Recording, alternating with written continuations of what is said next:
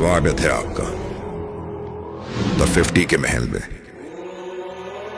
ये महल power, mystery और mind games का गढ़ है, जिसमें लायन की नजर हर पल गड़ी रहेगी। इस आलिशान महल के दो जरूरी पिलर होंगे, ड्रामा और हंगामा होगा। इसके बीचों बीच है दी अरीना, जो इस खेल के जंग का मैदान है। यहां डिसाइड होगा कि कौन रहेगा अंदर और कौन होगा बाहर। कोर्टयार्ड में लायन अपने क्रेजी गेम्स का जाल बिछाएगा और लायन भी डेन में फॉक्स के साथ होंगे इंटेंस 1-on-1 फेस ऑफ्स। यहां का बस एक ही रूल होगा कि यहां कोई रूल्स नहीं होंगे। इस महल की हर छोटी चीज हर पल सेलिब्रिटीज को याद दिलाएंगे कि यहां सिर्फ लायन का राज चलता है। सिर्फ वही सर्वाइव करेंगे जिनका दिल है स्ट्रांग और दिमाग है लायन के पंजों से विशाल।